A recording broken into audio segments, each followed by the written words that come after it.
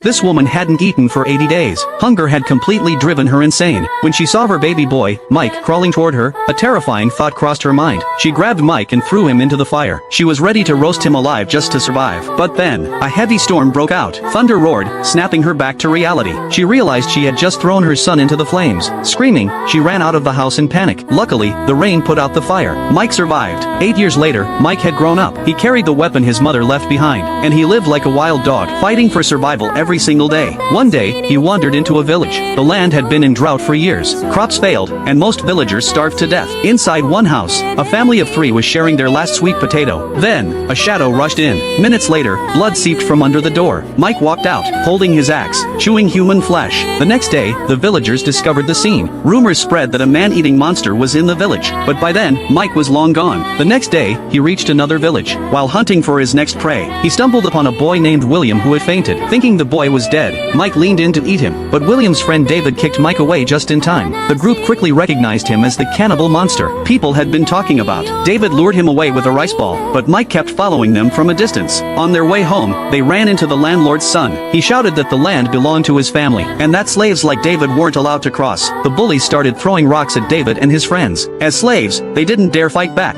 Blood ran down their faces as the stones kept coming. Then one rock accidentally struck Mike. In Mike's eyes, everyone was the same. He charged forward and ripped out the landlord's son's throat with his teeth. When the landlord heard his son was dead, he was furious. He swore to make Mike pay with his life. He hunted Mike down, chased him to the edge of a cliff, and struck him down into the abyss. By some miracle, Mike survived by landing on a pit full of corpses. They cushioned his fall. He crawled out, dragged himself to the river, and passed out. A woman named Anna found him. Even though she knew the rumors about him, she couldn't just let him die. She took him to an abandoned cabin deep in the forest, treated his wounds, cooked for him, and taught him how to speak. For the first time in his life, Mike felt warmth. Anna told him she knew he had killed the landlord's son, but she didn't care. She just made him promise never to kill again. Over the next year, Mike slowly realized he was human. He began cherishing everything Anna gave him. He loved being by her side, because he couldn't let others see him. He often followed Anna in secret, watching her every move, determined to protect her. Those days were the happiest of his life. But one day, everything changed. Anna stopped spending time with him. She'd drop off his food and leave right away.